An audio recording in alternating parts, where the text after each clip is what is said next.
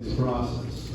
So we're talking about, people are worried about changes and plans and things like that. Anything that happens that changes what is basically permitted under the. So real quick, I want to take a quick poll of the audience. How many people brought their smartphone with them here tonight? Good number of you guys. Bring it in. I always like to see, how many people or who in the audience has the most amount of saved photos, whether it's of your grandkids or your kids or whatever it might be of your favorite memories. As soon as you hit that 200 to 300 amount of photos saved on your phone, and all of a sudden you have to go to your cloud and it takes a lot of load, you're like, man, what's going on? Where are my photos? Why aren't they instantly available? And the reason is because once you get to a certain point on your phone, those photos get saved in what we are here to talk about tonight, a data center.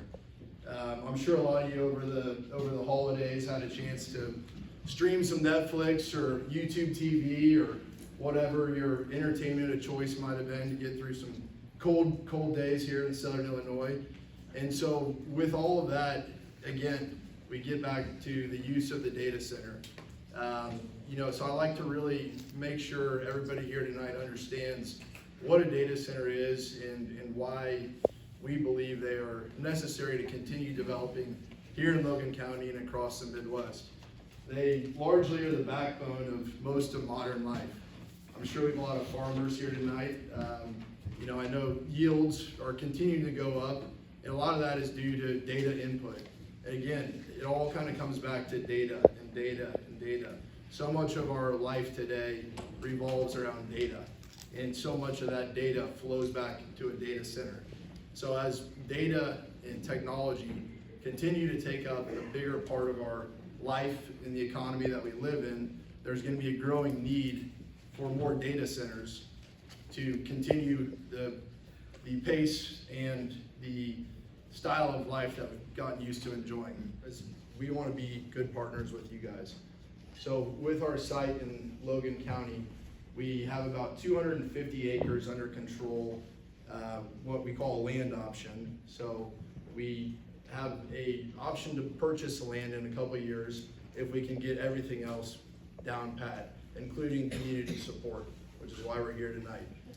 We are about 3 miles to the west of the town of Latham, Illinois, right off 121. The site is strategic because it is right next to an Ameren substation off a high voltage power line. And for data centers, the power input is the primary component of a successful data center. At this point, we are working with the utility Ameren to build a 500 megawatt data center. And as Greg mentioned, we will look to use that for high capacity compute. We're planning on, we did an analysis before we came based on what we're doing in West Feliciana Parish. We're estimating that there'll be 200 full-time jobs after construction.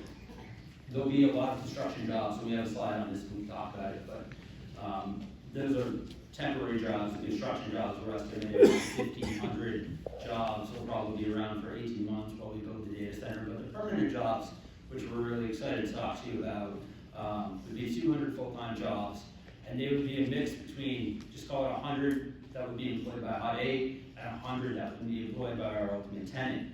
And they're high-paying jobs, and they're a mix of things like network engineers, critical infrastructure, people that monitor HVAC, cooling, plumbing. That's a big component of a data center. Is everyone, I'm sure, has put their laptop on their lap, and after it's been on your lap for 5 minutes, it gets too hot, you gotta put it down. Because the chips, they heat up and they need to be cooled. When you're running these many chips, the cooling infrastructure is really paramount. So those people that run the critical facilities end up being really important because that is a big percentage of the CapEx that we're investing is around cooling. And I'm happy to talk more during questions about particular jobs, and we can go into that in depth. Rather than just go back, I want to make sure. In terms of economic benefit, we've engaged a company called Strategic Economic Research to help us understand the impact that we could have on the community. The construction jobs that we talked about, we're estimating to be about $540 million over an 18-month period.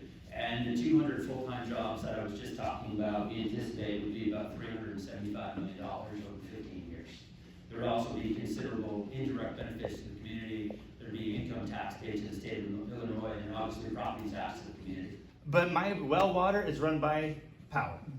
If I don't have electricity, I don't get power to run my well, I can't get water.